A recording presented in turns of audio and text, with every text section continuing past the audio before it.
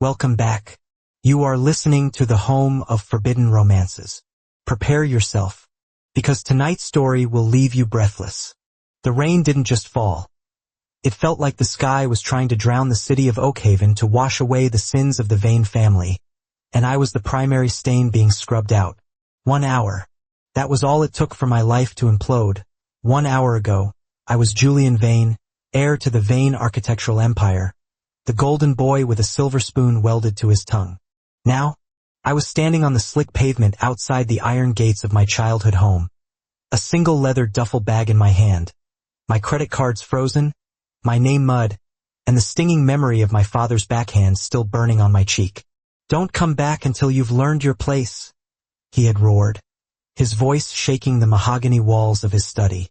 "You stole the designs. My own son, a corporate spy." It was a lie. A meticulously crafted lie by my stepmother and her snake of a son, Marcus. But the truth was a luxury I could no longer afford. I had nowhere to go. The hotels required credit cards I couldn't use.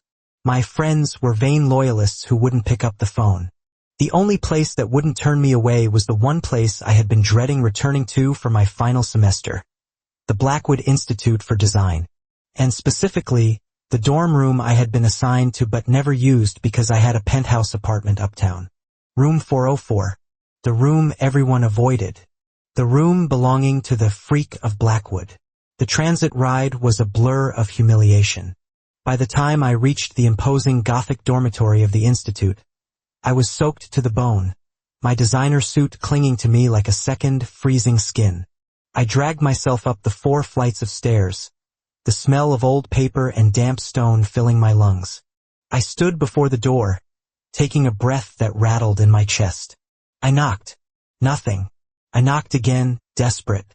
"Open up," I whispered, my voice cracking. The door creaked open. The light from the hallway cut into the gloom of the room, illuminating a figure sitting at a massive, cluttered drafting desk.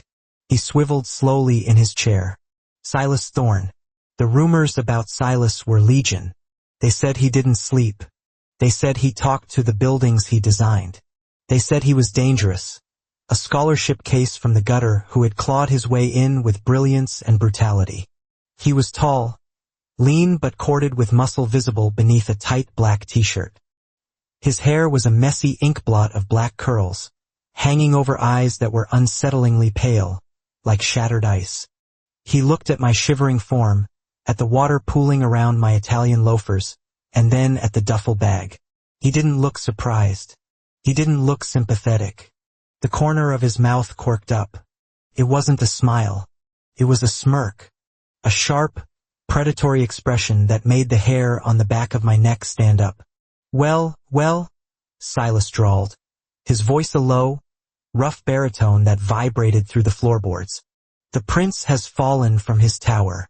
I was wondering when you'd come crawling to the dungeons." "Let me in, Silas," I said, trying to summon the remnants of my authority. "It's my room too." "Is it?" He stood up, unfolding his long limbs. He walked toward me, the air in the room suddenly feeling heavy, charged with static. He stopped inches from me, invading my personal space. He smelled of graphite, rain, and something uniquely masculine, musk and dark chocolate. "You haven't spent a night here in 3 years, Julian. You called this place a rat hole." "I have nowhere else," I admitted, the words tasting like ash. Silas leaned down, his pale eyes searching mine, dissecting my panic. He braced one hand against the doorframe, effectively trapping me. "My dad kicked me out," I whispered, the confession tearing out of me. Silas hummed, a vibration I felt in my chest. "I know. The news broke 20 minutes ago. Corporate espionage. Juicy. I didn't do it. I didn't ask." He stepped back, sweeping his arm in a mocking gesture of welcome. "Come in then, roommate. But know this, in the penthouse you were the master. In here, in room 404. He leaned close to my ear, his breath hot against my cold, wet skin. "In here you play by my rules." Living with Silas Thorne was not like living with a human being. It was like cohabitating with a storm that had been trapped in a bottle. The room was large but chaotic. My side, the side I had never touched, was bare, a dusty mattress on a metal frame. His side was a labyrinth of architectural models, hanging blueprints, and strange artifacts. Animal skulls, shards of stained glass, and half-assembled clockwork mechanisms. "Why is there a coyote skull on your desk?" I asked that first night, trying to distract myself from the gnawing hunger in my stomach. "Structure," Silas muttered, not looking up from his drafting tablet. He worked in the dark, illuminated only by the blue glow of his screens and a single amber desk lamp. "Nature is the only architect that doesn't lie. Bone supports weight perfectly. Humans build lies with concrete. Nature builds truth with calcium." "You're weird," I muttered, collapsing onto the dusty mattress. "And you're homeless." He shot back, his voice devoid of heat, just stating a fact. "Go to sleep, Prince. You breathe too loudly when you're anxious." The first week was hell. I had no money for food. I survived on tap water and pride. I went to classes, ignoring the whispers, the side eyes, the giggles from students who used to beg for invites to my parties. Marcus had done a thorough job. I was a pariah. But the strangest torture was the nights. Silas worked all night. The scratching of his stylus, the clicking of his mechanical keyboard. It became the soundtrack of my insomnia. I would lie there, staring at his back, watching the muscles shift under his shirt as he worked. He was obsessive. He would mutter to himself, arguing with structural loads and wind resistance.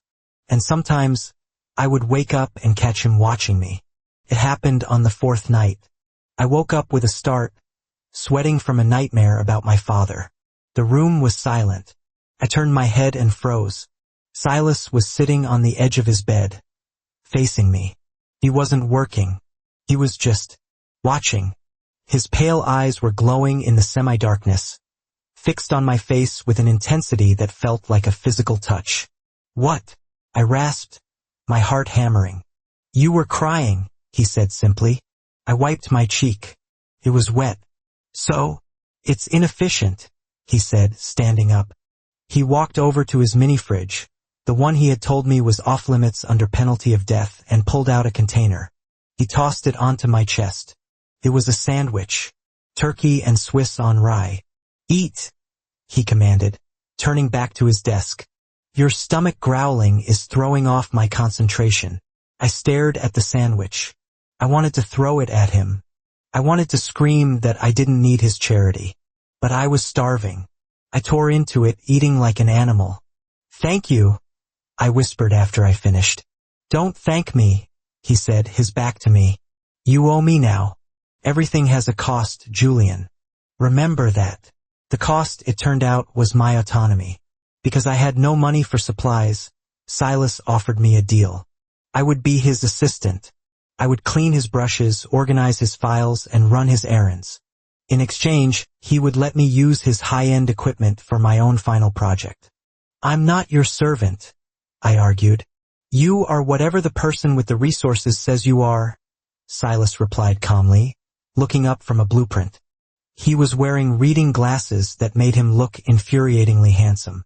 "That's capitalism, Prince. You should know. Your family built an empire on it." So, I became the shadow of the freak. We sat side by side at the long desk that ran the length of the window. My elbow would brush his. I would smell the coffee on his breath. I began to notice things.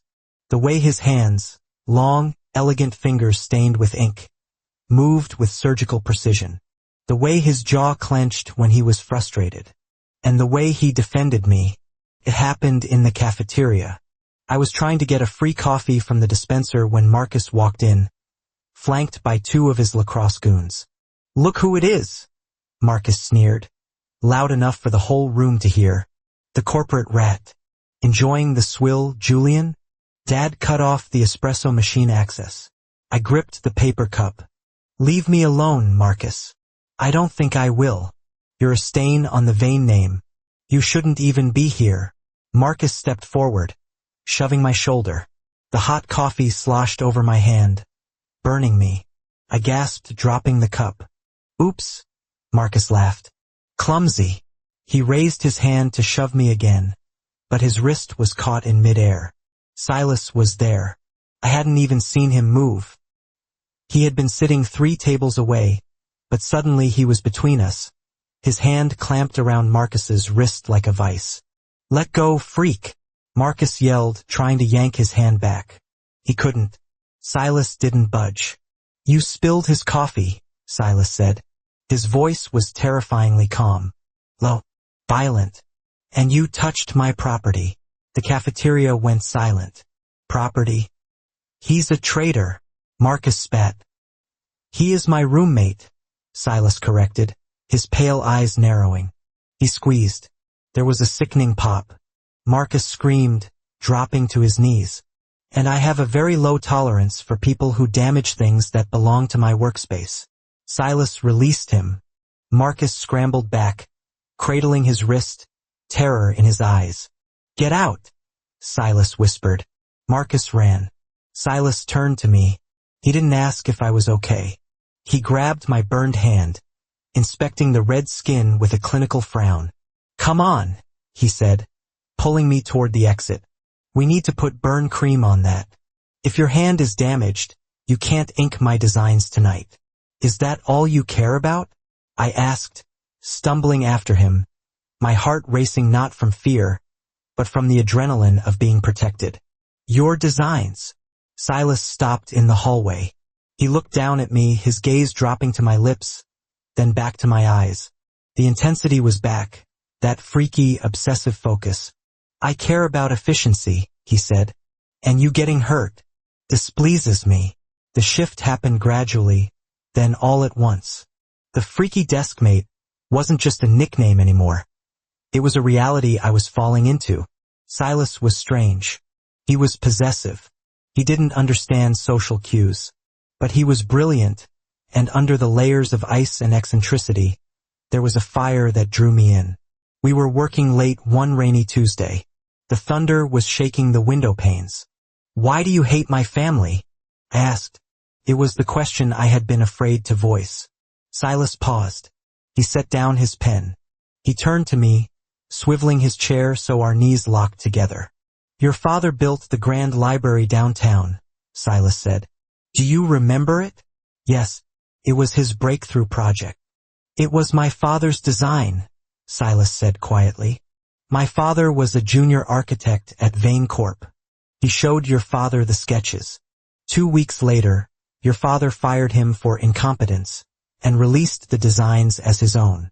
My father drank himself to death 3 years later. The air left my lungs. Silas, I didn't know. I know you didn't. You were a child. A spoiled, blind prince. He reached out, his fingers grazing my cheek. His touch was electric. I hated you for a long time, Julian. I watched you from the shadows. I applied to this school just to be better than you. To crush you. And now, I whispered, leaning into his hand without meaning to. Now, his thumb traced my lower lip. Now you're here, in my room, wearing my hoodie because your clothes are wet, eating my food. And I find that I don't want to crush you anymore, he murmured, his voice dropping an octave. I want to keep you. That sounds possessive. I am possessive. He kissed me then. It wasn't gentle. It was like his personality, intense, overwhelming, and consuming. He kissed me like he was trying to devour the breath from my lungs, his hands tangling in my hair, pulling me closer until I was practically in his lap. I grabbed his shirt, kissing him back with all the desperation of a man who had lost everything and found the only thing that mattered in the wreckage. It was chaotic. It was messy. It was wrong. But God, it felt right. We broke apart, panting. Silas rested his forehead against mine. I'm going to take them down, Julian, he whispered. Your father, Marcus, all of them. I've been gathering evidence for years. The servers, the emails, the stolen blueprints. I have it all. I pulled back, looking at him. The hacking, the rumors. I'm not a freak, he smirked. That same arrogant smirk from the first night. I'm just very, very thorough. But I need to know whose side you're on. If I burn Vane Corp to the ground to clear your name, will you hate me? They threw me away. Silas? I said, hardening my heart against the family that had abandoned me. They framed me. Burn it. Silas grinned, and for the first time, it reached his eyes. It was ferocious. Good answer. The climax came 2 days before the final showcase. I returned to the dorm to find the door broken open. My heart stopped. I ran inside. The room was tossed. Models smashed. Papers ripped. But the computers were gone. Silas was standing in the middle of the room, bleeding from a cut on his brow. He looked calm, terrifyingly calm. Silas! I rushed to him, grabbing his face. Are you okay? Who did this? Marcus, Silas said, wiping the blood from his eye. He brought security. They took the drives. They think they took the evidence. Oh God! I sank to the floor. It's over. They have it. They'll destroy it. Silas laughed. It was a dark, dry sound. He knelt down in front of me, taking my hands. Julian, look at me. I looked up, tears stinging my eyes. Do you really think, he said slowly, that I would keep the only copy of the data that can destroy your father on a hard drive in a dorm room? I blinked. What? I said I was thorough. He tapped his temple. Decoy drives. I let them take them. In fact, I needed them to take them. Why? Because those drives contain a virus, Silas said, his eyes gleaming with malicious delight. The moment they plug them into the Vane Corp main server to check the files, it executes. It doesn't just copy the financial records. It broadcasts them. To the SEC. To the press. To everyone. He checked his watch. Marcus should be arriving at headquarters right about now. As if on cue, my phone, which had been silent for weeks, lit up. A news alert. Breaking. Vane Corp servers hacked. Massive fraud exposed. CEO under investigation. I stared at the screen, then at Silas. He looked like a king sitting amidst the rubble of his castle. You did it, I breathed. We did it, he corrected. He pulled me up, wrapping his arms around my waist. Now they're going to come for me. The police, the lawyers. It's going to be messy. I don't care, I said, gripping his shoulders. I'm not going anywhere. Good, Silas growled, pulling me flush against him.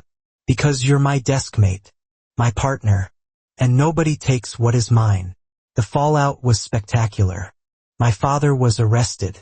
Marcus was indicted for the framing. My name was cleared, but the Vane fortune was frozen.